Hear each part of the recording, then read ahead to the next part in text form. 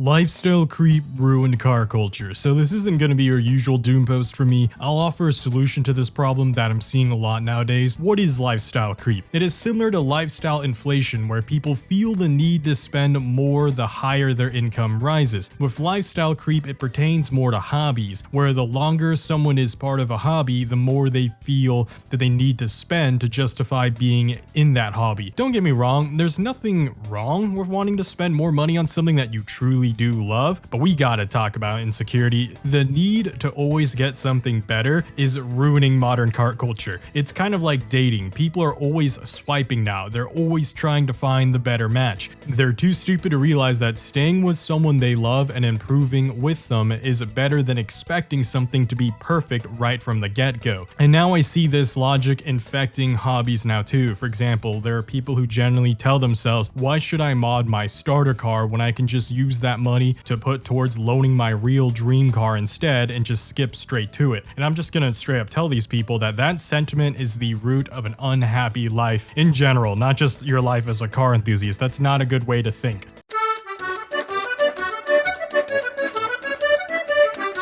Skipping straight to their dream car is a huge problem I see now across various social media, and this is probably a huge combination of the pandemic, buy now, pay later, and clout culture. And basically, people are getting their licenses a lot later than ever, so less people are getting a first job in high school because, again, of the pandemic, and it's a lot easier to do a lot of reckless, harmful spending when you have more money or ammunition to deal with. Let me explain. So basically, I'm not blaming these people. I don't think they're dumb. I do think they're a product of their environment, but I can fix them. We can fix them. I'm not coping here. Basically, if you got your first paycheck when you're 16, it's usually a lot smaller. Like my first job ever at Walmart was like $600 because I worked part-time. Obviously, that was my paycheck. And when you have a lot less money to work with, you aren't able to financially ruin yourself as quickly with really expensive purchases. You also can't legally qualify for long-term loans, like cars, for example, when you're 16 years old, unless you get a co-signer, which usually is going to be your parent. And getting a parent on board to help you buy a 65 grand Dark Horse Mustang at 16 years old when you only make $6,000 every summer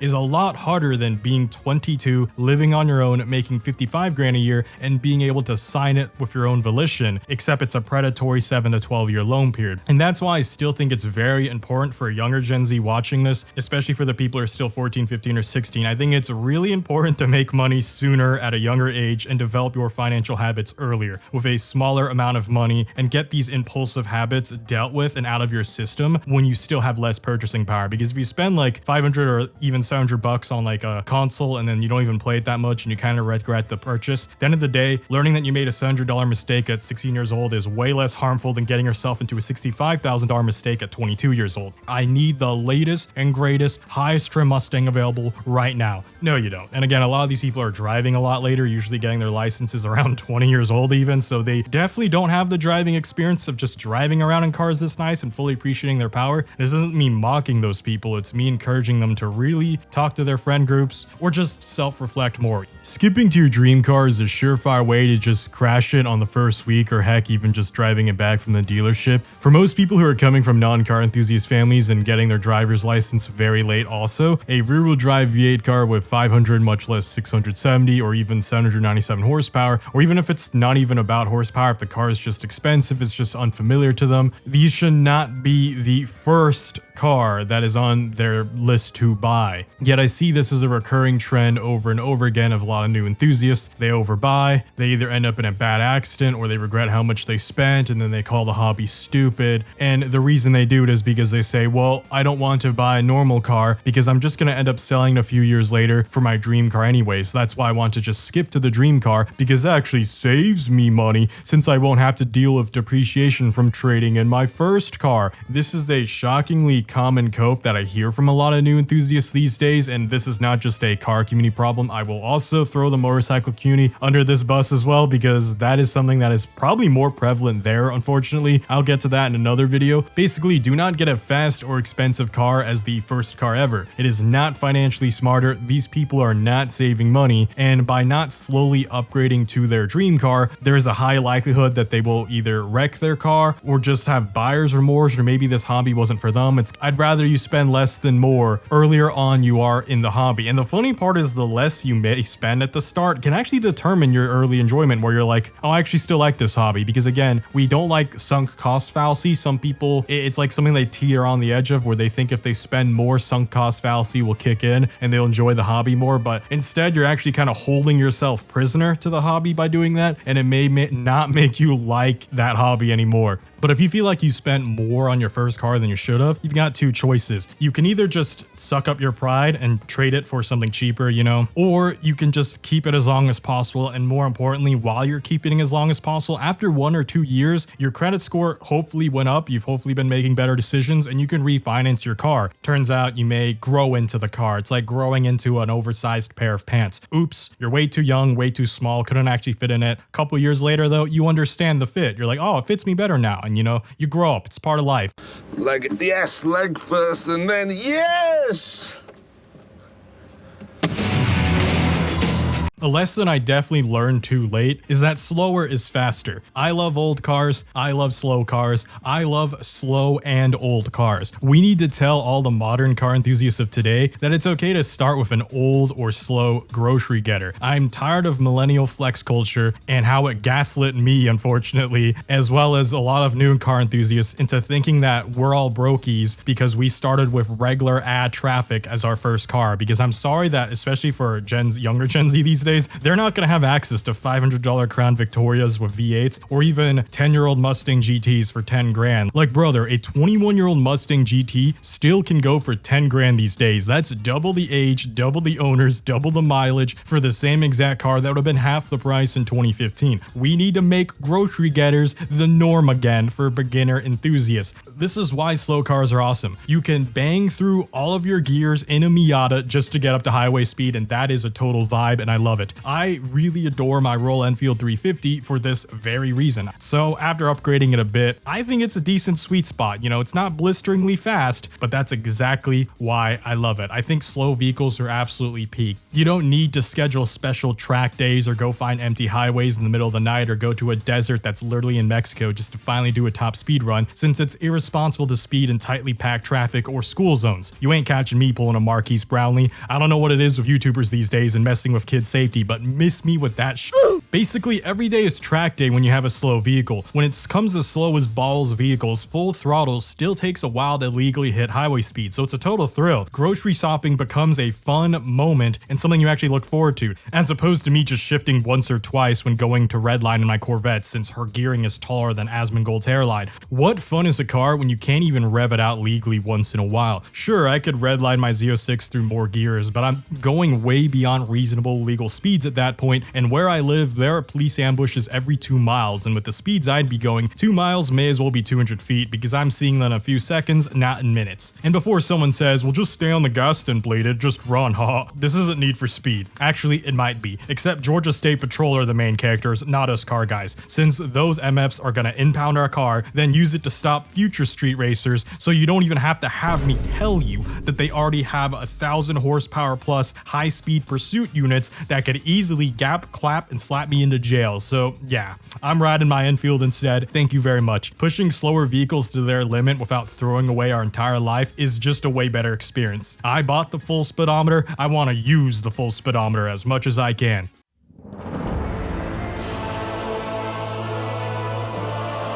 Less is more. A really bad habit with all hobbies post-pandemic is this weird collector mindset that mixes in with the pre-existing lifestyle creep I'm talking about, and now we have these people gatekeeping hobbyists based on how much they spend on the hobby. Like, you've probably heard from people who are like, you aren't a real watch enthusiast unless you've bought at least insert one $10,000 watch here. And this absolutely pollutes car culture now too, where people do this with car prices, car mods, and even car wheels. People absolutely say like, you aren't a real car guy if you're not spending insert X amount of money on car. And as they grow older especially, they feel the need to keep spending even more to show commitment to something they love. They hate the idea of regression. This completely ignores they may have not have fully enjoyed a previous step that they just rushed over. Like, I'll use motorcycles to explain that logic. A lot of people in the motorcycling community, especially in America, just skip over 300 to 500 cc's these days. They just straight up start start on a 600cc and go up to 1000cc pipeline. Then they end up as yet another Instagram clout boy who wrecked their S1000RR a week after buying it. This is proof that lifestyle creep can ruin any hobby and people are upgrading way too fast. You see this Ninja 500 here? Anyone who's tracked these machines will tell you that they have learned more on these baby bikes than they have ever done on their leader bikes on the street. I've been riding for about a decade now, from dirt bikes, cruisers, naked, sports, super sport, you name it. Yet even I will still admit that back then I absolutely skipped some steps along the way in this hobby, which is why I've gone back to owning some lower displacement motorcycles, because they're just fun, they're goofy, and they build your confidence and make you realize I didn't lean the R1 nearly as much as I thought I did in my head. So tying this back into cars, we have to acknowledge that it's okay for your next car to have less horsepower. So this isn't even just about starter cars. It's okay for people who are already in the hobby. Like don't gaslight yourself with like, oh, I'm downgrading. No, it's okay. It's okay for your next car to be cheaper. It's also okay if you're an older person who's starting this hobby off, because they get gaslit by their peers who are like, do you really want to be that 50-year-old still driving a little Toyota GR6, a little Toyota sports car, a little Mazda Miata? That's unbefitting of your age. You need a Porsche or a Corvette at that age.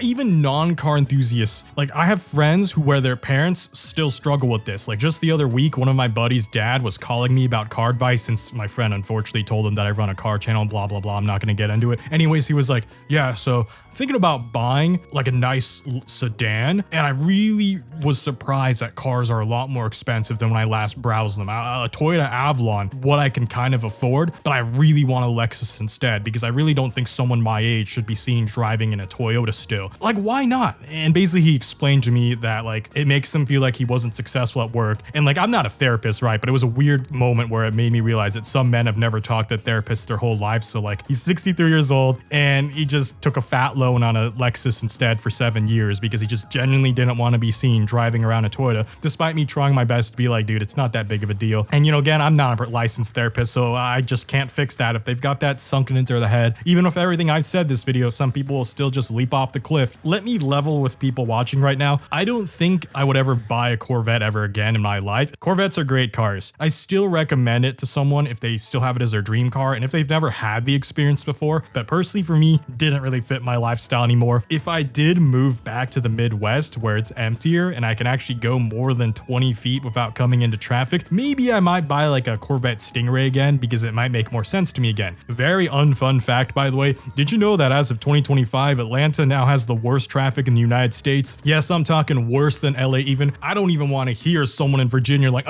my state has the worst traffic. No.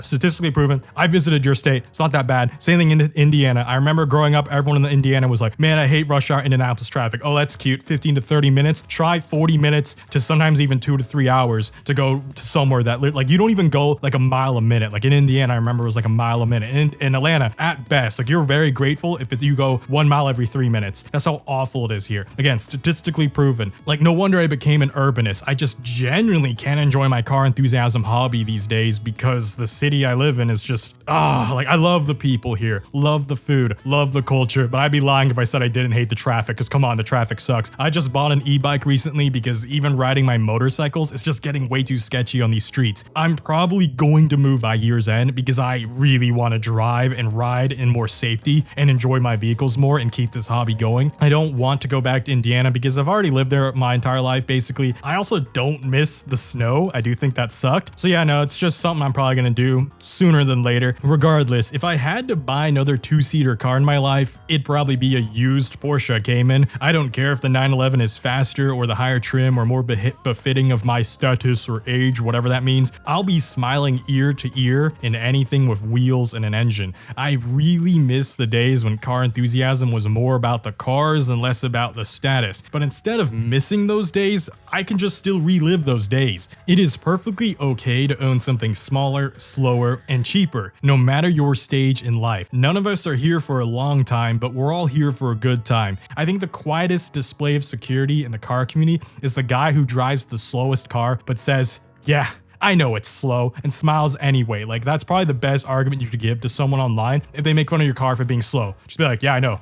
that used to be like the biggest mic drop insult because like, again, millennial flex culture was all about having 1,000 horsepower, blah, blah, blah, blah vehicles, where it's like, I actually will glaze boomers a bit because like in my cars are getting dumber video, which you haven't seen it, definitely go check that one out. But boomers actually, for all the dumb things they do regarding the housing market and politics, when it comes to cars, I think car enthusiast boomers were really wholesome and really cool. They love owning classic cars. They're all about just driving what you love, fixing up what you love, keeping cars for 15 years. A lot of the greatest boomer car enthusiasts who are famous are all really down to earth and humble people. And then of course the internet culture polluted it where like if you didn't have an 1,000 horsepower car, you were irrelevant. And that's why I'm very happy that like there's a decent amount of Gen Z, that a lot more of them who, because they're raised on the internet, they're like more immune to rage bait and troll culture. So they'll just be like, yeah, I know I have a slow car. What are you gonna do about it? Like, you don't have to be the super insecure guy who needs to win every single argument by mentioning about how if he added 10 million turbos and jet engines swap their build, they'll take you to Gapplebee's. Like, I think car culture got polluted 100% with the you need to have fast, expensive car. There really is a sucker born every minute, and do not let that sucker be you, which is the closing thought for this video. Take it slow, both figuratively and literally. It's okay to slow down a bit regarding changing cars, upgrading cars, or even just literally driving slower in general. Like this video if you felt heard and share it to your friends who need to hear it. Subscribe for more weekly situation updates, and thanks for watching. Check out my other recent uploads if you haven't already, and I'll see y'all next time. Blade Angel out.